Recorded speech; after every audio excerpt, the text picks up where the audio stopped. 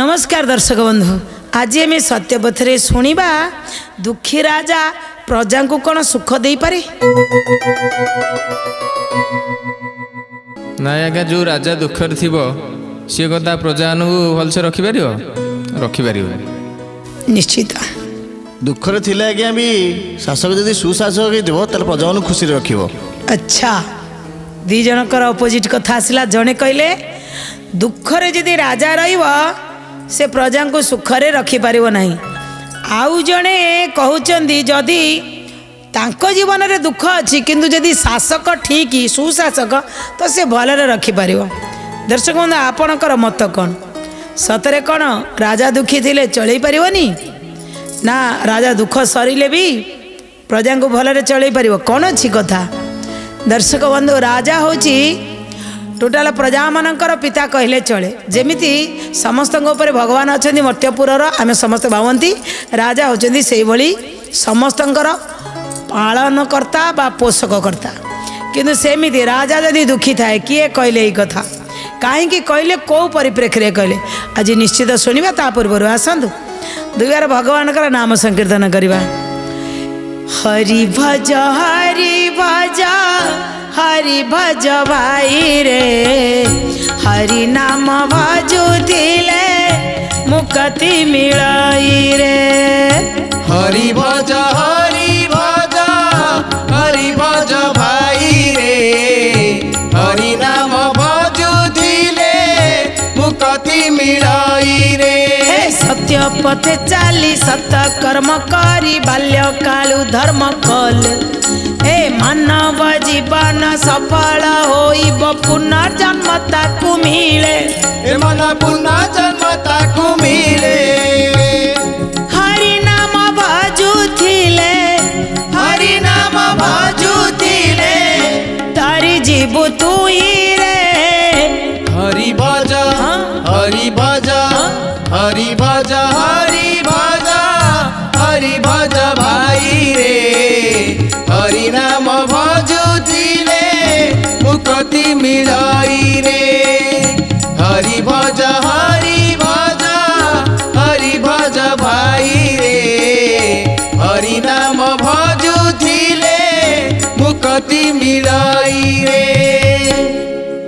दर्शक बंधु, हस्तिनापुरर राजा शांतनु जेतबले विवाह करती गंगा को गंगा कथा देइथिले जो दिन मते प्रश्न पचारिबो मु पळेबी। 7टा पिला भसई सारा पर अष्टम पुत्र बल को शांतनु प्रश्न पचारिले कहीं भसौच? माँ गंगा से पुत्र सहित पुत्र को लेकर पलई गले जे शांतनु जो कथा देइथिले जे मु तुमको किछि भी कहबी नाही, किंतु स्त्री पलई गला परे भांगी पड़े। दैनिक आसिले से गंगा कूल कुआड़े गलु पदे कहली बोली मत छाड़ी पलई गलु। सबुदिन गंगा कूल ठिया कांदती आउ थरे भी गंगा दर्शन देले। दिने नाही दुई दिन नाही। दर्शक बंधु, मास मास सरीगला, वर्ष वर्ष सरीगला। शांतनु सबुदिन आसती गंगा कूल को थरे दर्शन दे। आउ थरे मात्र मते दर्शन दियो कहीं मो पाखरु पलैल। किंतु आज आउ गंगा दर्शन देलेनी। वर्ष वर्ष बीती चलला।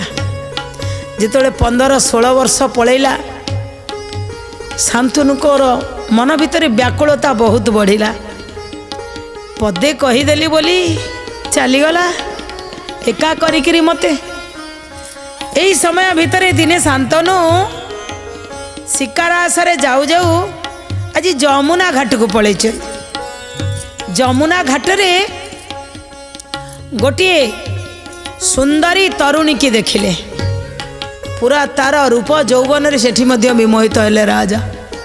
विमोहित हो सारा पर पाखक टिके गले पचारे तुम्हें किए? कहले मु दास राजा का झील। तुम ना कौन? कहले मो ना सत्यवती। बहुत बढ़िया। मुझे हस्तिनापुर राजा, मो ना शांतनु। मु चाहूँगी तुमको राणी करने कथा देदेले। संपर्क भितर आउ टिके कथा आगो को बढ़ू थाए। दिने किंतु हठात शांतनु देखुंट गंगा पानी उपरे केही जणे गंगा को प्रतिबंध तैयारी करुछि। एमिति तो केही नहीं जे गंगा उपरे प्रतिबंध लगेई पारिबो। मो गंगा तो सबुबले पवित्र, ता उपरे प्रतिबंध लगेइथिबा व्यक्ति किए? ମାନେ ଗଙ୍ଗା ପାଣିକୁ ଅଟକେଇ ଦେଇଛି। हाँ किए से जे सर मारिक बंद कर दूची पुणी सर उठे दूची कहले गोटे सर रे मु ताको मारिदेवी है। जिते जाइछन्ति देखिया पाई सेठी किए से अटकेवा वाला देखिले गोटे युवक।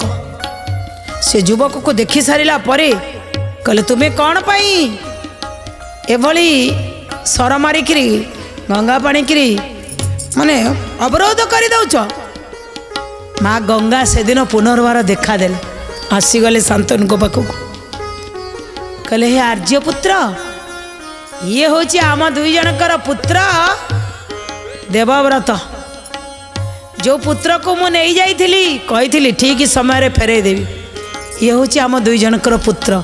आज समय आसी नहीं जातु, मु पुओ को योग्य कर एवं ताकू तुम साथी नहीं जाओ। मुझे धनुर्विद्या शिखई देछि, राजनीति शिखई देछि, वेद वेदांत शिखई देछि, मु सब किछि पारंगम कर देछि। एबे नहीं कर जा हारिबनी सांगरे धरी एबे पळे आसिले राजमहल को। खुशी रे गदगद हो गले। जा हौ सातटा कुमार मोर चली जाइथिले, गोटे कुमार खाली पुओ को चाहिबारे रहिले। किंतु गंगा कथा देइथिले पुओ को तुम्हें जाओ पिता सहित, किंतु जेतबले तुम्हें आसीब मते देखा करबा पई जेतबले मन चाहिबो मु अछि, मु सेतबले तुमको देखा देबी। महापरा भीष्म पितामह बा देवव्रत बापांग सहित चली आसिले। आसिला परे बाप पुओ कथाबार्ता होचंदी। बापा पचारचंदी पुओ रे तुम्हें कौन सब शिखीच, तुम माँ सब कौन तुमको शिखई टिके मते कहल ना? बापा मोर प्रथम गुरु हेले बृहस्पति, जी मते राजनीति उपरे सब कथा शिखई। अच्छा द्वितीय गुरु हेले वशिष्ठ, जी मते वेद वेदांत शिखई। तृतीय गुरु है भार्गव परशुराम, जी मते धनुर्विद्या शिखई। ना कहल कहल गुरु तुमको जिते शिखेले कौन कौन शिखई? आगे वेद वेदांत रु कौन शिखिल? वशिष्ठ कौन शिखेले? कहउचंदी हंसारा दुई डेणा परी कर्म हो ज्ञान सर्वपरी। कर्म हो ज्ञान सर्वपरी, कर्म हो ज्ञान सर्वपरी। गोटिए डेणा मूल्यहीन कर्म बिना ज्ञान पूर्ण। कर्म बिना ज्ञान पूर्ण, कर्म बिना ज्ञान पूर्ण। कहले आगे मते वशिष्ठ कहले हंसर जमी दुईटा डेणा थाए, प्रत्येक मनीषर सेमती दुईटा डेणा है, गोटे है कर्म, गोटे है ज्ञान। गोटे डेणा मूल्यहीन, जदि कर्म अच्छी ज्ञान नहीं ताले मूल्यहीन, जदि ज्ञान अच्छी कर्म नहीं तो मूल्यहीन। दीटा जाक परस्पर परिपूरक, ये दीटा रहिले ही जमी हंस उड़ी पार मनुष्य सेमती आग को जापर। कहले अति सुंदर। आउ बृहस्पति कौन शिखेले ना? बृहस्पति कहले जो काम को आगे आरंभ करिव ताकू शेष करिकरी ही छाड़िब। जदि तुम्हें जो काम आरंभ करछ ताकू शेष न करिव ताले सेही कर्म दिन तुमको शेष करदेव। तेणु आरंभ करियो माने शेष करियो, अधूरा छाड़िबनी। अच्छा अति सुंदर। आ तुमर भार्गव परशुराम कौन शिखेले? भार्गव परशुराम कहले पितांक आज्ञा होची सर्वोपरि, पितांक आज्ञा होची आनंदर सीढ़ी। कहले आउ किछि? कहले ना। कहले माँ को ऊपर किछि कहलेनी? कहले कहछन्ती ना। आउ कहछन्ती तो माँ एते शिखेले एते कले, माँ को ऊपर किछि कहलेनी? कहले कहले परशुराम कहछन्ती। कौन कहछन्ती? कहले शिक्षक ठारू आचार्यंकर आधार होची 10 गुण अधिक। अच्छा आचार्यंक ठारू पितांकर आधार होची 100 गुण अधिक। अच्छा पितांक आधार ठारू मातांक आधार होची 1000 गुण अधिक। तेणु माता बा सर्वोपरि कहते ना। पूरा गदगद हो गले शांतनु कहले वाह तुम्हें एत जानिच बापा मु काली तुमको युवराज घोषणा करदेवी। खुशी रे गदगद हो गले युवराज पदरे अधिष्ठित करदेले। कहले मु देवव्रत को समस्त सम्मुखें आज युवराज बोली घोषणा करी युवराज पदरे अधिष्ठित करदेले। ए खुशी खबरटा कहवाई आगे क्या पाखक जी ना सत्यवती पाखे जाए पहुँची गले। सत्यवती के कहले चिंता गला युवराज पदरे एबे मो पुत्र देवव्रत को बसईदेली। सत्यवती कहले हाँ आ मु जो विवाह करने मत कहते तुम आउ जड़े पुत्र बसी सारी मत कौन रक्षिता कर माना कौन पाई नब जीविनी। ये कौन कले घर को आसिले पुणी थे गले जिते पुणी सत्यवती कहते सत्यवती कहले मु कथार किसी कहीपरि जहाँ कह मो बापा कहे। शांतनु जा बापा पाखे पहुँचले जिते दास राजा पाखे पहुँचले कहले मु हस्तिनापुर राजा शांतनु आसी तुम कन्या रत्नर हाथ मागियापाई। दास राजा प्रणाम टे कहले ओ राजन कौन कहते कन्यार कुंडलिनी रेखा रानी होइब अछि लेखा। रानी होइब अछि लेखा रानी होइब अछि लेखा। आपण कठारु महान राजा किए अछंती पूर्ण। राजा किए अछंती पूर्ण राजा किए अछंती पूर्ण। कहले मो झीर ता कुंडलिनी रेखा कहूची सी राणी हम तेणु आपण ठारू आ किए महान राजा झीरे बढ़िया मु विवाह करईदेवी किंतु मोर गोटे शर्त रहिब। कहले कौन शर्त ना मो कन्यार जो संतान जन्म हम सी राजा हम। चमकी पड़ी टे शांतनु एक शर्त अरे सत्यवती पाखर जो संतान जन्म हम सी हम राजा मु पूरा घोषणा कर दे सारी देवव्रत को राजकुमार बोली सी पुणी केमिति राजकुमार हे। शांतनु एबे कहले गोटिए अछि अधिकार नदिया जाए बारंबार। नदिया जाए बारंबार नदिया जाए बारंबार। कदापि संभव नोहिबा ज्येष्ठ पुत्र ही राजा हेबा। ज्येष्ठ पुत्र ही राजा हेबा ज्येष्ठ पुत्र ही राजा हेबा। कहले से अधिकार थरे मात्र जन को दि जाए मुझे अधिकार रे जन को बसई सारी द्वितीय थर से अधिकार क्या दे हेबनी। शास्त्र अनुसार मोर ज्येष्ठ पुत्र ही राजकुमार हम ये कथा कहीं मागिल बरं बाहा नई पलैबी किंतु मु मो पुओ को बसई थिबा अधिकार से उठे दे आपण को ये प्रतिज्ञा करके जीवी जे सत्यवती गर्भरे जन्म होता संतान ही राजकुमार हम ना एमती करें असंभव पलि आसिले। एपटे राजकुमार हो जाइछन्ति देवव्रत बापा आसिला पर मनटा टिके खुशी नहीं। बापांकर मन दुखर कारण कौन पचारि बुझी पारुना। दर्शक बंधु सुपुत्र सी पुआ बड़ हेले जिते बापार आखिरी देखिकी जापर मो बापा कौन टे दुखी अच्छी कि से दुखर कौन कारण पचारिया बुझिया दरकार जोटा कि पितामह भीष्म बा देवव्रत करते कहीं मो बापा दुखी अच्छा मो बापा दुखर कारण कौन अनेक थर बापा पाखक जाइए पाद मचाड़ी देते पाखे बसी बापा दुखर कारण कौन बापा कहले ना कहले मत तो थरे कुह कही पारे ना किंतु बापा सबुदिन पुणी जाती से जमुना कूल को पुणी सत्यवती की देखती पुणी फेरिकी आसती कौन बापा मनर दुख बारंबार चिंता कले देवव्रत दुखर कारण कौन जानिबा पाई महामंत्री पाखे पहुँचिले सब बेले तुम्हें जाऊच पिताश्री सागर मो बापांकर दुख कौन मोटे से जानिबा दरकार कौन अच्छी भीतर दुख बहुत बाध्य परे महामंत्री मुह खोलिले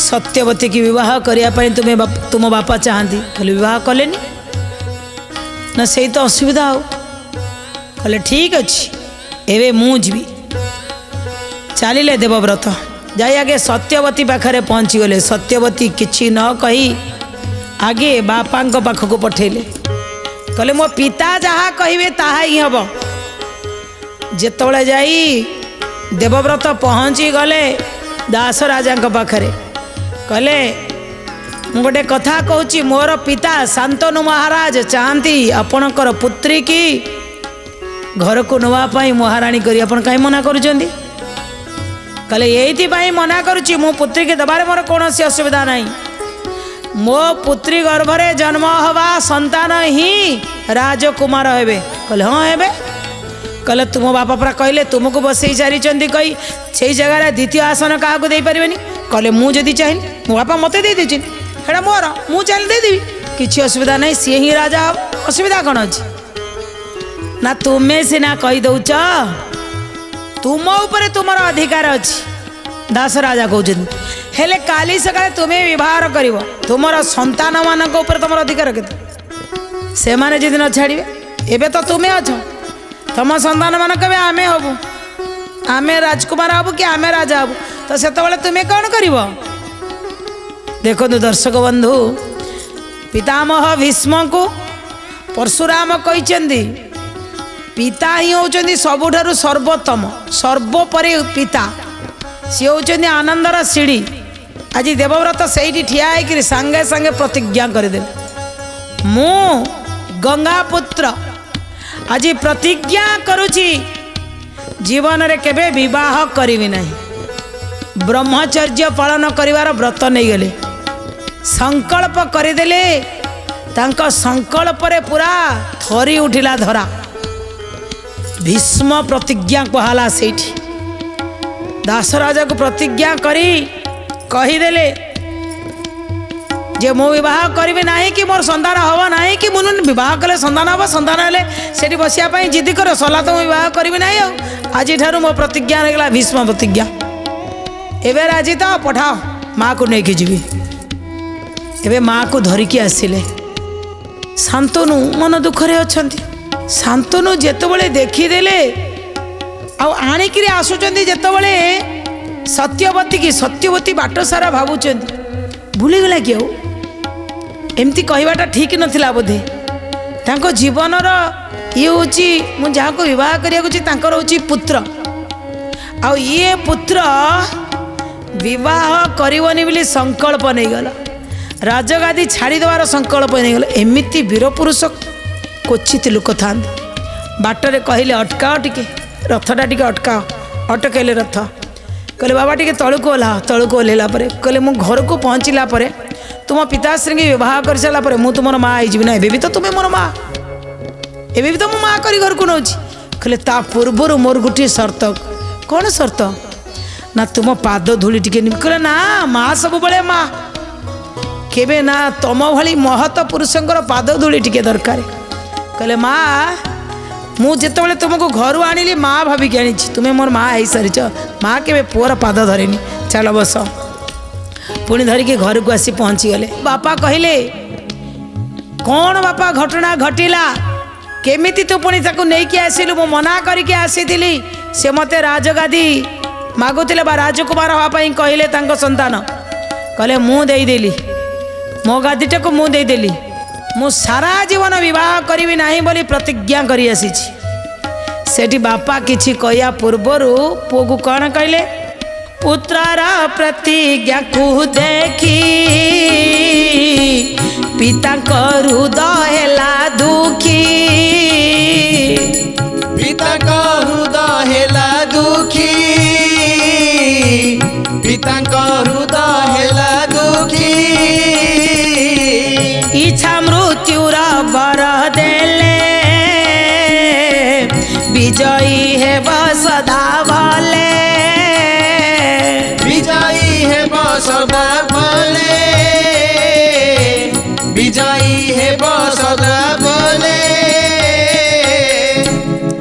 प्रथमे आगे कहीदेले पुत्र ये कौन कल तुम्हें सारा जीवन विवाह कर ना बोली प्रतिज्ञा दे आसिल कहले हाँ आ गोटे पटे लोभ थिला स्त्री की पाइबार लोभ पुओ को कहले धन्य धन्य तुमर प्रतिज्ञा एबेठारु तुम हो गल भीष्म किंतु मु तुमको इच्छावर मृत्यु दौची जेबे चाहिब तुम्हें मरिब तुमको कौन सी भी केही भी हरई पारिबे नाही मारी पारिबे नाही तुम निज इच्छा रे तुम्हें मरिब ओहो ताले इच्छा मृत्यु बरटा बापा हाँ देथिले से कथा कही दर्शक बंधु आपण मन भितर आसुथिब भीष्म को इच्छा मृत्युर बर किए देइथिले ना शांतनु ही देइथिले कहले तुम जेबे चाहिब सेबे मरिब तुमको केही मारी पारिबेनी कही तो देले ता परदिन विवाह रहीगला ता परदिन राजा बसिले राजकुमारंकर सिंहासनटा खाली पड़ा कुलगुरु बा राजगुरु कहले ए सिंहासन रे तुम्हें बस देवव्रत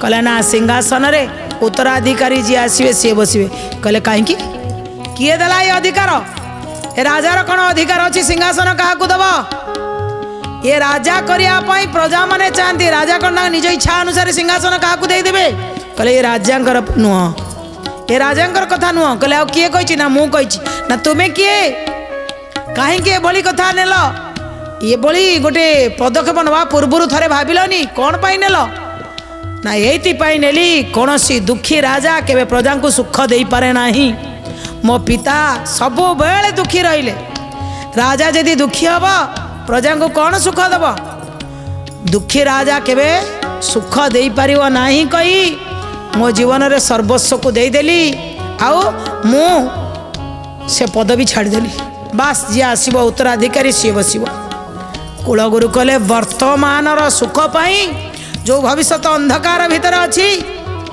वर्तमान सुख पाई भविष्य को बाजी लगाइबा एटा कौन ठीक राजा तुम्हें भूल करछ राजा कहले मु किछि करिनी पुओ मोर करछ कहले पितामह भीष्म को कहले तुम्हें भूल करछ कहले मु कौन करिवि मो प्रजा खुशी पाई मो निजको जलांजलि देदेली मो बापांकर खुशी पाए दर्शक बंधु राजा यदि दुखी हो प्रजा केबे खुशी हो पारिबेनी सेथिपई राजा को मध्य खुशी करिया पई बेले बेले एई भीष्मक भली किछि बलिदान देवाक पड़े किछि त्याग करिया को पड़े आज जोटा कि आमे महाभारत शिखी दर्शक बंधु आज कथा टी रखुचु पुणी आसी मो आगामी मध्य निजे भले रुहतु अन्यर भल सब चिंता करंतु नमस्कार जय जगन्नाथ।